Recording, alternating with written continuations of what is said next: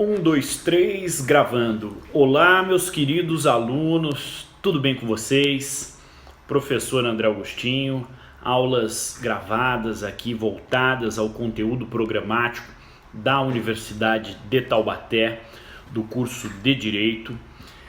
Adentramos agora na 8ª semana das nossas aulas, dos nossos encontros telepresenciais, com a finalidade de manter aí para vocês o semestre ativo, que vocês venham a galgar, enfim, a aprovação nesse semestre por meio da possibilidade da interação aluno-professor com essas nossas aulas, com esses nossos encontros. Foi aí uma dinâmica autorizada pelo MEC, enfim, para as instituições de ensino superior, essa troca aí mediante as tecnologias digitais que temos aí a nosso favor.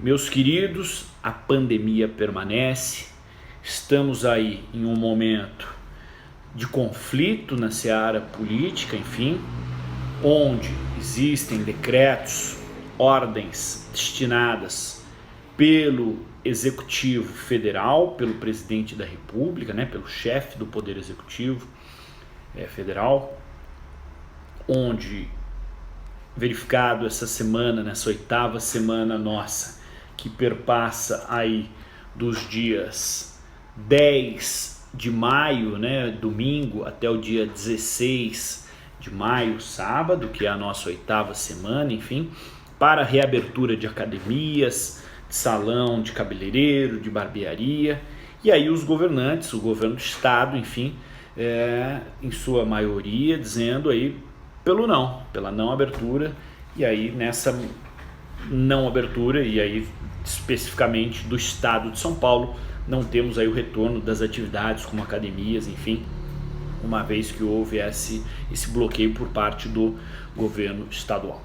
Bom, dentro dessa dinâmica, vocês aí já operadores do direito, seja aí no estágio de vocês, seja aí como acadêmicos de direito, enfim, verificam também uma outra conjectura dessa semana, que é a possibilidade do lockdown, a possibilidade então desse isolamento total, enfim.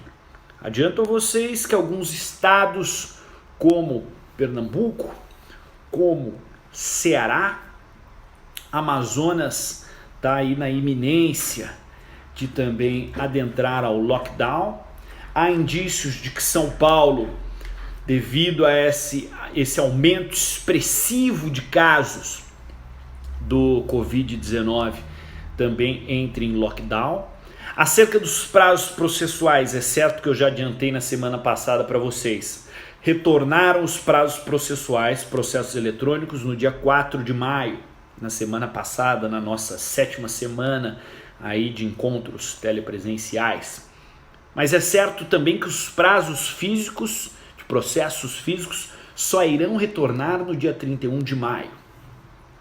E aí saiu uma nova resolução, enfim, na seara do judiciário, que para aqueles estados que vierem a declarar o lockdown, inclusive os processos digitais, que já tiveram os prazos retornados em 4 de maio, terão novamente os seus prazos suspensos.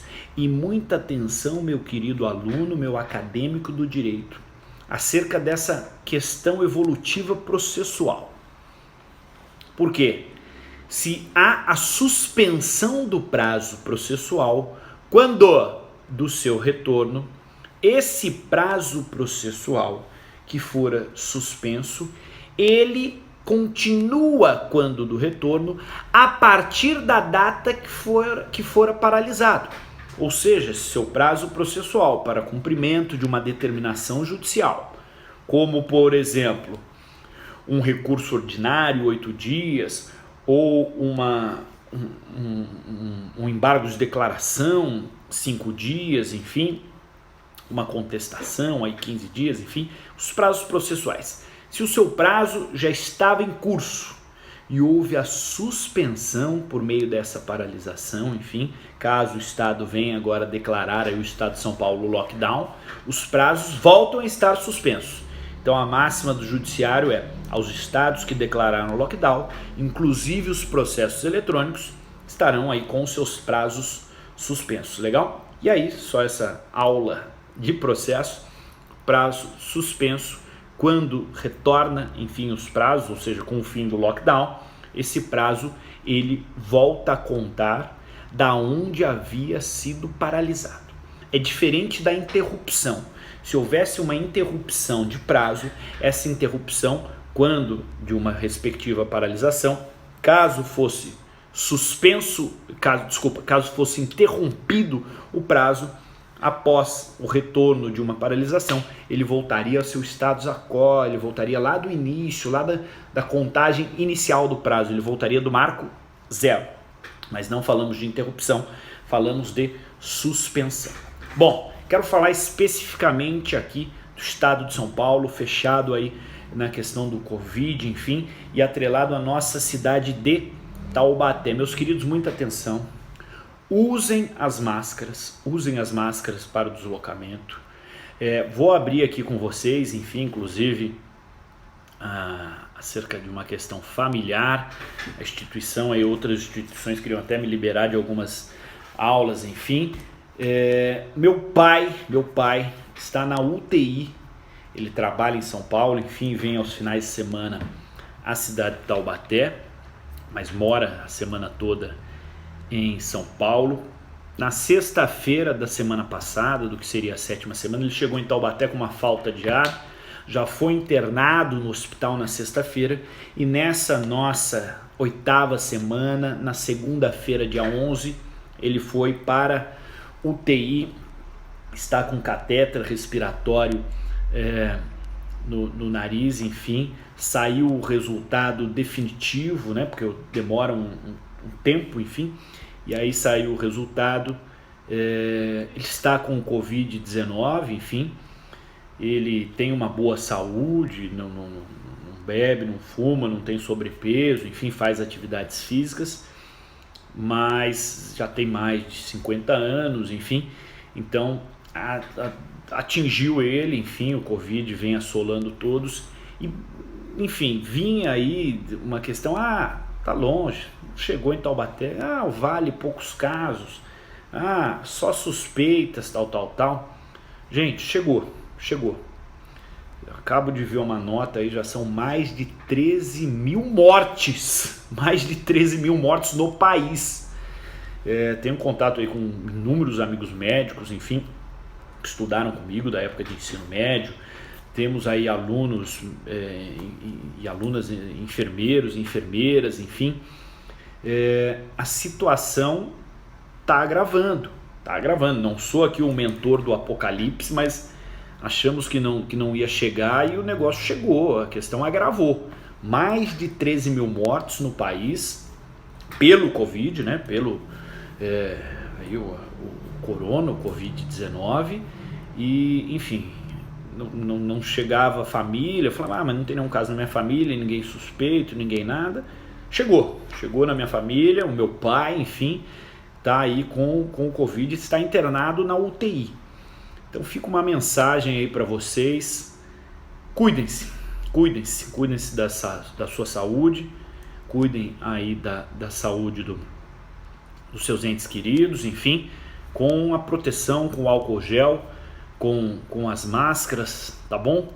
Então, muita tranquilidade aí, enfim, e vamos cuidar, vamos passar firme por isso aí, pelo coronavírus, legal? Bom, voltando aqui à nossa aula, passamos então por uma questão de prazos processuais, enfim, de retorno de prazos processuais, uma pequena lição acerca da contagem e de suspensão e interrupção, um lembrete para vocês, que isso eu sei que está tranquilo aí na mente de vocês, apenas para recordar nesse momento. Falamos do lockdown, dos estados que já declararam aí o lockdown, e aí falando do caso do Covid, muita atenção, exemplo prático, minha família, abro aqui com vocês, enfim, gostaria de falar isso presencialmente na aula com vocês, a interação professor-aluno, enfim. Porque é essa dinâmica, é isso que me impulsiona aí na sala de aula, essa nossa troca, enfim. Então essa questão de telepresencial realmente manter um pouco afastado, enfim, mas podem me mandar mensagem no Instagram, no canto superior direito aí do EVA, onde você acompanha a aula, tirar as dúvidas aí através do campo de mensagem, legal? E aí vamos tendo essa troca. Bom, então 8ª semana, seguindo aí o conteúdo programático, reta final, meus queridos, é reta final. Mês de maio, em junho já se iniciam as provas, a universidade já está adequando acerca de como será a avaliação de vocês. Recebi hoje a orientação aí de como será dada essa avaliação. Essa avaliação será alimentada dentro do portal, serão aí professores com questões dissertativas, alguns professores com questões objetivas, alimentadas no sistema. O próprio sistema utiliza de um modo randômico, onde ele embaralha as questões, embaralha as alternativas, enfim, então acaba o sistema auxiliando o docente, apesar que daí o docente tem que fazer um número maior de questões, mas vai ser legal isso aí, vai ser uma dinâmica nova, enfim, e parece, pelo que o sistema, não alimentei ainda o sistema, né, a orientação chegou hoje, enfim, e se alimentar já vai aparecer para vocês, então não é possível ainda, tem que esperar o marco de prova, enfim, mas a orientação é que o sistema já gera inclusive a nota ao final da atividade para vocês. Depois o professor vai avaliar a nota de vocês e vai também gerar no portal, alimentando aquilo que vocês já estão acostumados lá no portal do aluno. Mas você no sistema EVA, enfim, ao final da atividade, sendo as questões aí objetivas, das questões objetivas, você, meu querido aluno, já consegue ter acesso e verificar ali a sua pontuação. Então vai ser legal isso, ao final da atividade você já tem aí essa pontuação da atividade, enfim, o galgar aí do seu estudo, enfim, transformado aí no método avaliativo, você já tem a nota ao final da atividade. Bom, então é isso, reta final, mês de maio, muitos estudos, acompanhem aí as aulas, os professores que estão com as aulas via Zoom, via YouTube, via Teams da Microsoft, enfim, aproveitem aí esse momento, as aulas, enfim, façam as leituras complementares, realizem, enfim, as leituras complementares. Vocês, alunos, devem aí, enfim, estar linkado também com doutrina, também com as pesquisas aí na internet, enfim, tem o mundo digital todo aí à sua frente, no celular, no tablet, no notebook, no computador de mesa, enfim, no desktop. Manda ver, muito estudo, muita leitura nesse momento para manter essa integração aí efetiva, enfim, com a disciplina, enfim, com o curso de Direito. Legal? Bom, avançando aqui então, vamos aí na 8ª semana dar prosseguimento ao seu plano de ensino, dar prosseguimento ao conteúdo programático, certo? Legal? Então vamos lá agora então dar sequência aí no conteúdo programático, avançando a nossa aula de hoje. Valeu? Bom, vamos lá então, meus queridos alunos aí do 7º A, enfim, Direito Civil 7, onde falamos dos direitos reais, do direito das coisas. A nossa aula de hoje, o nosso encontro é o tópico número 11 aí do conteúdo programático, que fala então acerca dos direitos reais de gozo.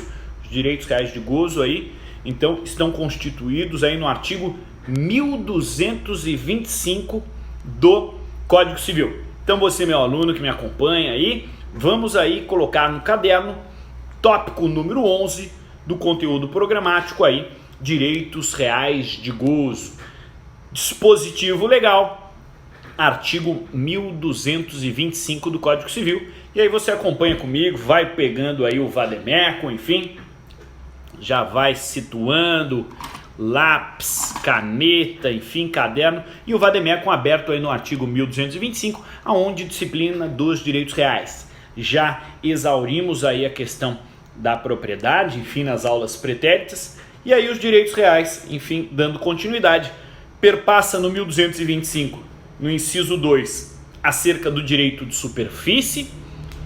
Já adianto que esse direito de superfície, ele é relativamente novo, ele é do Código Civil de 2002, ele deu ensejo, entrou no lugar da enfiteuse, daqui a pouco vamos falar um pouco disso, mas vamos perpassar aí então os dispositivos legais, 1225, inciso 2, superfície, inciso 3, as servidões, inciso 4, o usufruto, o inciso 5, o uso e o inciso 6 aí, a habitação. Então, perpassamos aí pelos 6 incisos acerca então dos direitos reais de gozo. Professor, mas tem mais alguns incisos aí, enfim, fala do penhor, da hipoteca, da anticrese. Meus queridos, isso daí é para a próxima aula, enfim, mais adiante, é os direitos reais de garantia.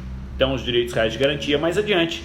Na aula de hoje, limitamos aí os direitos reais de gozo. Beleza? Bom, perpassado o artigo 1225, agora avançamos aí no Código Civil ao artigo 1369, onde vamos falar especificamente do primeiro direito real de gozo, que é o direito real sobre a superfície. Superfície, então você já coloca no caderno aí, primeiro direito real da superfície, dispositivo legal 1369 a 1377. Meus queridos, é certo que o direito de superfície ele é novo, ele adentrou no Código Civil de 2002, antes se falava em efteuse, onde era a possibilidade aí, só que a superfície um pouco mais elastecida, enfim, a efteuse se dava a oportunidade do direito de utilização do solo por um terceiro, onde esse terceiro poderia aí usar e gozar, enfim, desse solo, dessa área que lhe era cedida, muito comum aí nos terrenos de marinha, enfim, onde era cedido, e essa cessão, enfim, se dava mediante pagamento anual, enfim, pela área, e também aí a conjectura de forma permanente. Então, certo que a efteuse não existe mais, desde aí do Código Civil de 2002, adentrou o direito da superfície, que é na mesma temática, na possibilidade, então, de haver aí a utilização por um terceiro, onde pactua aí um contrato com o proprietário da área para o direito de uso e gozo aí dessa área, dessa superfície, seja para uma construção, seja para uma plantação, e o pagamento aí pode ter o cunho oneroso. A efteuse era sempre oneroso e permanente. A superfície, que eu disse que elasteceu um pouco, ela pode se dar de forma gratuita ou de forma onerosa, e pode se dar de forma permanente ou de forma temporária. Por isso a superfície aí veio aí com um avanço, enfim, até porque as questões hoje em dia são mais temporárias em regra geral, e aí por isso deu essa abertura aí o legislador do Código Civil de 2002 aí. Beleza? Bom, avançando então, perpassado isso, vamos lá no 1369, acompanhem comigo. O proprietário, então o proprietário da área, pode conceder, entregar a outro, conceder a outrem, o direito de construir ou de plantar em seu terreno, por tempo determinado, mediante escritura pública devidamente registrada no cartório de registro de imóveis. Meus queridos, qual a diferença disso? É certo que deve ser levado ao registro de imóveis essa pactuação do direito de superfície. Professor, mas por que deve ser levado aí ao cartório de imóveis? Para que não haja problemáticas. Pensem comigo, o proprietário da área ser devedor de alguém, ou aquele que pactua e se utiliza da superfície ser devedor de alguém. Quando fosse cobrar aí a dívida, o proprietário da área não tendo dinheiro, as terras dele seriam vinculadas para o pagamento. Via de regra, aquele também que só se utiliza da superfície, tendo alguma dívida, quando deixa de pagar essa dívida, também é executado, iria se identificar que ele tem aí uma área, enfim, que ele tem uma plantação, que ele tem uma atividade, que ele construiu algo, e aí geraria confusão patrimonial. Ia identificar o quê? Que tem patrimônio ali, que tem a área, mas as áreas iam se confundir, a plantação com a respectiva propriedade. Por isso, no cartório de registro deve ser individualizado. Superfície é superfície, propriedade é propriedade. Professor, e é passível de ser executado aí, então, enfim, essa relação das áreas, seja a dívida do proprietário, seja a dívida daquele, então, que se vale da superfície? sim, por meio desse registro, enfim, é passível, sendo aquele que se vale da superfície um devedor, poderá ter aí a sua plantação, a sua construção pega para quitar a dívida. Em contrapartida, o proprietário da área também poderá ter a sua área destinada aí para pagamento, para adimplemento de dívida. Beleza? Por isso, fundamental é essa divisão, esse registro no cartório de imóveis. Dando continuidade, o parágrafo único do 1369 assim determina: o direito de superfície não autoriza obra no subsolo, salvo se for inerente ao objeto da concessão. Então, no ato da concessão, tem que ser pactuado e, eventualmente, aí, a exceção da exceção, a utilização do subsolo, certo? Via de regra, superfície é realmente a utilização da superfície, sendo vedado aí a utilização do subsolo. Artigo 1370. A concessão da superfície será gratuita ou onerosa. Se onerosa, estipularão as partes se o pagamento será feito de uma só vez ou parceladamente. Tranquilo também, já havia adiantado aí para vocês no começo que essa é a máxima da superfície, ela pode se dar temporária ou permanente, gratuita ou onerosa. 1371. O superficiário responderá pelos encargos e tributos que incidirem sobre o imóvel. Então, aquele que se vale aí da superfície fica a cargo, enfim, do pagamento, enfim, de eventuais tributos que incidam aí sobre o imóvel, sobre aquilo que for construído sobre a propriedade. Parágrafo 1372. O direito de superfície pode transferir-se a terceiros e, por morte do superficiário, aos seus herdeiros. Isso é muito legal, enfim, a questão hereditária, ou seja, aquele então que pactuou, o proprietário pactuou com o superficiário a concessão, a utilização da superfície. Quando do falecimento desse superficiário, não se encerra o ato de concessão. É passível que essa concessão permaneça por meio dos direitos hereditários, passando para os herdeiros.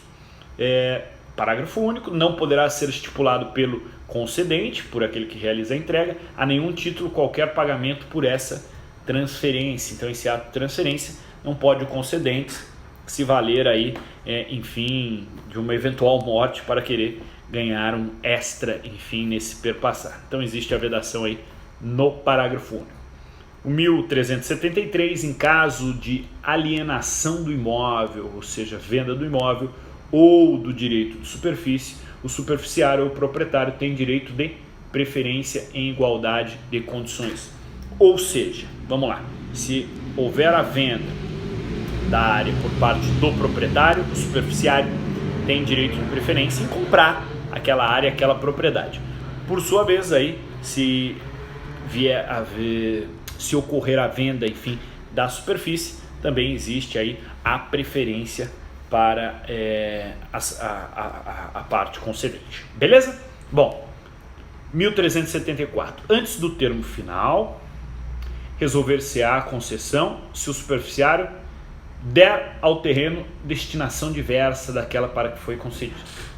Ou seja, pactua-se um prazo, não sendo permanente, enfim, sendo temporário ou até sendo permanente, define-se aí um prazo na temporária, ou sendo permanente, aí direto, sem definição do prazo. Caso o superficiário, aquele que se vale da propriedade imóvel, venha destinar as atividades na superfície de maneira alheia do que fora pactuado, muita atenção, termo final. É passível de se encerrar essa concessão porque aquele superficiário gerou aí uma destinação de forma alheia do que havia sido pactuado. Ou seja, destinação alheia, encerra-se aí a relação de concessão. Professor, mas ainda não deu o prazo que era pactuado, eles pactuaram 10 anos a concessão e isso ocorreu, sei lá, durante 6 anos, que identificou essa diferença. Encerra. É os termos aí do 1374, antes do termo final, passível aí que seja encerrado. 1375, extinta a concessão, o proprietário passará a ter a propriedade plena sobre o terreno, ok? Construções ou plantação, independentemente de indenização se as partes não houverem estipulado ao contrário. Então o proprietário se beneficia daquilo que fora feito no seu terreno quando do término da relação? Sim, é o benefício do proprietário se valer do caráter realizado na superfície, construção, plantação, sem dever de indenizar ao superficiário que assim o fez, que assim colocou benfeitorias sobre a sua propriedade, uma vez que esse superficiário se valeu e se beneficiou dessas benfeitorias durante o termo de concessão. Ao final do termo de concessão, esses bens aí são garantidos ao proprietário, salvo estipulação no ato da concessão diversa, aí ensejando uma eventual indenização pelas benfeitorias, devendo o proprietário indenizar o superficiário pelo aquilo que agregou ao seu imóvel, ao seu patrimônio, à sua propriedade. Show de bola? Bom, no caso de extinção do direito de superfície em consequência da desapropriação, é possível a desapropriação, enfim, já vimos acerca da desapropriação, a indenização cabe ao proprietário e ao superficiário, no valor correspondente ao direito real de cada um. Então, em caso de desapropriação, aí, tendo uma plantação, tendo uma construção, valendo-se o terreno da propriedade, é certo que eventual indenização pelo ato de desapropriação deve ser aí de forma a ter isonomia e equilíbrio, repartida aí nos direitos do proprietário, repartida aí nos direitos do superficiário, beleza? 1377, o último artigo aí sobre direito de superfície. O direito de superfície constituído por pessoa jurídica de direito público interno rege por esse código, no que não for diversamente disciplinado em lei especial. Então, pessoa jurídica de direito público interno pode se valer também da utilização da área sobre um proprietário, enfim, a utilização da área aí como superficiário pode, enfim, não havendo lei especial, não tendo aí uma lei especial que realize o fechamento, aqueles assuntos não contidos na lei especial, vale-se aí a lei geral, que é o Código Civil, aplicado também aí para o ente público de direito interno, a pessoa jurídica de direito interno.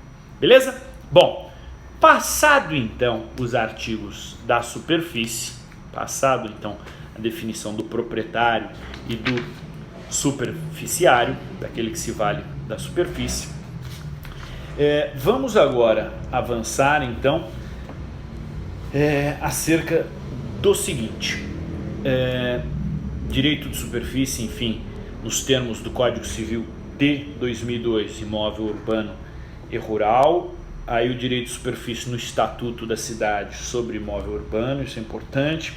Direito de superfície no Código Civil, exploração mais restrita, construções e plantações.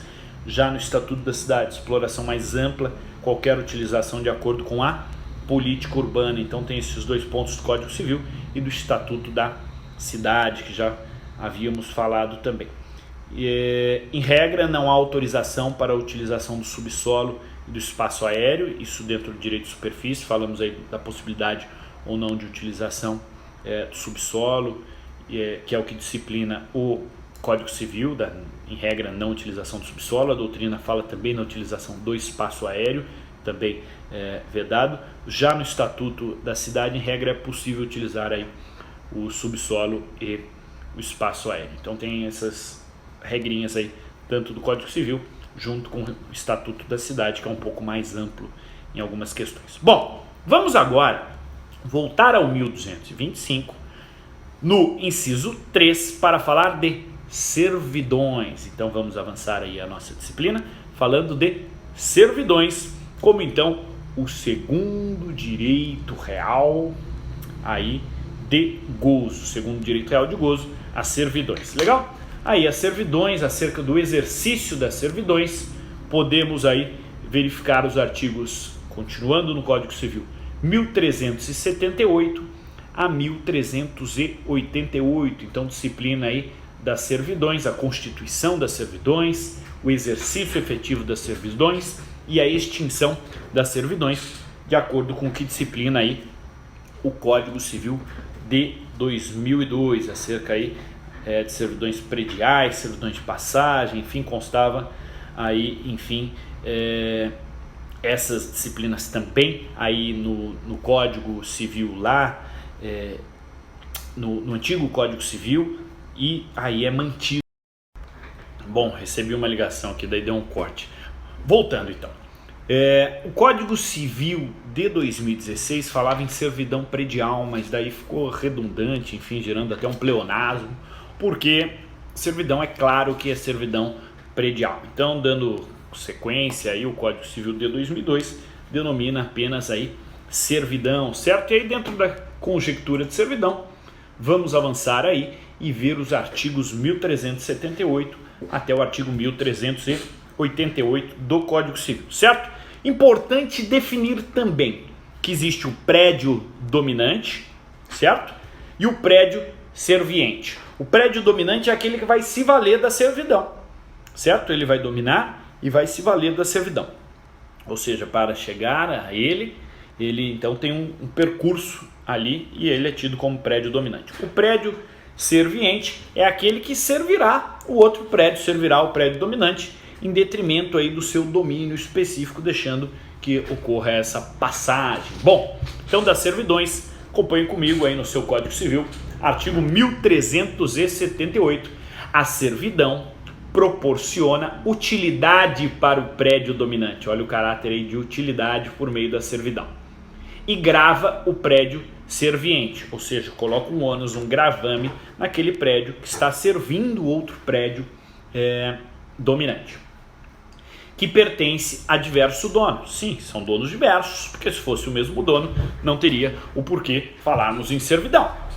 Seria uma única propriedade. Então são propriedades aí distintas, certo? Então a servidão proporciona utilidade para o prédio dominante e grava o prédio serviente, que pertence a diverso dono, e constitui-se mediante declaração expressa dos proprietários ou por testamento e subsequente registro no cartório de registro de imóveis.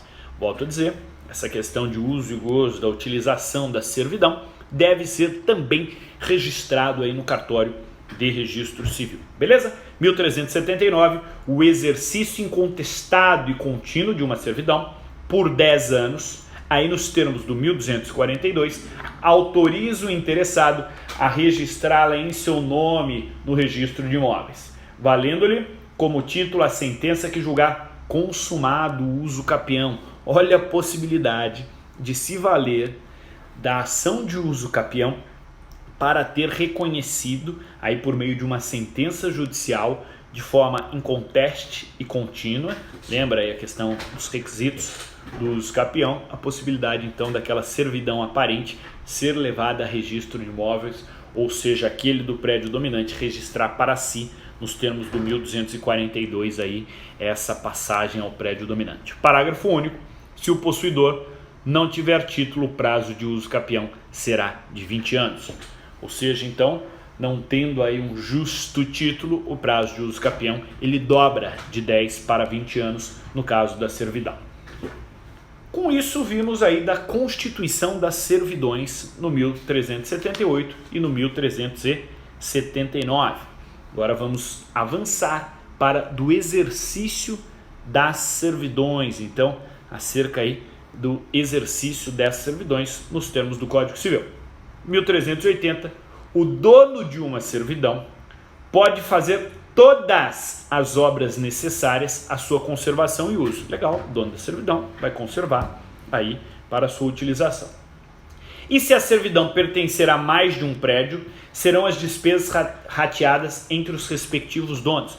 Ou seja, se aquela respectiva servidão, passando pelo terreno de um proprietário, depois ela vem a servir fulano, Beltrano, Joaquim, Manuel, Carlos, José, aí as despesas para manutenção adequada dessa respectiva servidão serão rateadas aí pelos respectivos prédios dominantes, ou seja, o galgar a esses respectivos prédios. Beleza? 1381, as obras a que se refere o artigo antecedente devem ser feitas pelo dono do prédio dominante, se o contrário não dispuser expressamente do título. Ou seja, já coloca aí o que é via de regra, quem deve fazer essas obras para manutenção e continuação da utilização? Aquele que se beneficia com isso, certo? Porque o prédio serviente, aí é certo que ele já está cedendo parte do seu domínio para beneficiar o prédio dominante. Então nada mais justo que o prédio dominante realize aí as obras para manutenção dessa área de chegada. Beleza? 1382, quando a obrigação incumbir ao dono do prédio serviente, este poderá exonerar-se, abandonando total ou parcialmente a propriedade ao dono dominante. Caso venha a recair algum caráter obrigacional para o prédio serviente, então, enfim, pode ele abandonar a área, enfim, falar, poxa, não quero mais essa área, então fica aí abandonada, fica destinada a área para o prédio dominante. Parágrafo único, se o proprietário do prédio dominante se recusar a receber a propriedade do serviente ou parte dela, cabe-lhe custear as obras. Ou seja, não quero. Alguém do prédio dominante fala, não quero essa área, não quero pegar para mim. Pouco importa, independente, vai caber aí a ele do prédio dominante custear a obra, porque quem se beneficia com a área, o prédio serviente, já está cedendo o domínio, e aí então fica ao prédio dominante realizar a respectiva obra. 1383, o dono do prédio serviente não poderá embaraçar-lhe de modo algum o exercício legítimo da servidão. Seria o caos e a barbárie. Então aquele do prédio serviente embaraçar, impossibilitar uma eventual obra, enfim, tolir ali a possibilidade de chegada do prédio dominante, sob pena aí de deixar às margens o prédio dominante, ceifando aí a possibilidade de servidão. Beleza? Avançando ainda, tem o 1384, quando a obrigação então vai recair para o prédio serviente. Quando aquele do prédio serviente, que tem como finalidade ceder uma área para que chegue ao prédio dominante, ele quer fazer uma obra, ele quer mudar essa área de servidão de um local para outro. Aí sim as obras recaem para ele. E essa alteração do curso aí da servidão não pode gerar prejuízos àquele do prédio dominante. Beleza? Essa servidão ela pode se dar de forma ativa, de forma positiva, que é a servidão de passagem para passar o gado, passar a água, passar a luz, manter uma vista, enfim, evitar aí algum problema, como também pode ser a servidão negativa, enfim, servidão para evitar que se construa algo na área. Então pode ser a servidão positiva, servidão de passagem ou trânsito, e a servidão negativa de não construir uma edificação naquele terreno do prédio serviente para o prédio dominante. 1385, restringir-se-á o exercício da servidão às necessidades do prédio dominante, evitando-se, quando possível, agravar o encargo ao prédio serviente. Então, vai restringir-se o exercício da servidão às necessidades pura e simples do prédio dominante. Não vai inventar moda de aumentar essa servidão. Pura e simples para o prédio dominante. Com a finalidade do quê? De evitar, quanto mais possível for, a abertura, agravar o domínio aí daquele prédio que já está servindo o prédio dominante. Então, constituída para certo fim, a servidão não se pode ampliar a outro. Então, deu-se a servidão, não pode haver aí ampliação para outro. Nas servidões de trânsito, a de maior inclui a de menor ônus e a de menor exclui a mais onerosa. Então, nas servidões de trânsito aí, passagem, a de maior inclui a de menor ônus, legal, e a de menor exclui aquela que vai se dar de forma mais onerosa. E o parágrafo 3º, se as necessidades da cultura, da indústria, do prédio dominante impuserem a servidão maior largueza, o dono do serviente é obrigado a sofrê-la, mas tem direito a ser indenizado pelo excesso. Bom, então o prédio serviente pode receber uma indenização aí se tiver que alargar a servidão já destinada. Por fim, do último exercício das servidões, temos o 1386. Vamos lá. As servidões prediais são indivisíveis e subsistem no caso de divisão dos imóveis, em benefício de cada uma das porções do prédio dominante, e continuam a agravar cada uma do prédio serviente, salvo se por natureza o destino só se aplicarem a certa parte de um ou de outro. Então, 1386 aí vem encerrar do exercício das servidões. Meus queridos, vamos agora avançar então para extinção das servidões, ou seja, como se põe o fim às servidões. Aí o legislador do Código Civil disciplinou os artigos 1387 a 1389 e aí corrigindo, porque eu havia dito que ia aí até o 1388, vai até o 1389 do Código Civil, acerca das servidões, beleza? E aí falando das servidões, então, avançando, vamos aí ao artigo 1387. Salvo nas desapropriações, a servidão, uma vez registrada, só se extingue, ou seja, a servidão só vem a se extinguir com respeito a terceiros quando cancelada. Salvo, no caso de desapropriação, a servidão, uma vez registrada, só se extingue com respeito a terceiros quando cancelada. Ou seja, então, quando desnecessário aí a continuidade da servidão, deve respeitar sim os terceiros. Parágrafo único, se o prédio dominante estiver hipotecado e a servidão se mencionar no título hipotecário, será também preciso para cancelar o consentimento do credor. Então, se há uma hipoteca, acompanhe comigo, tem um prédio dominante.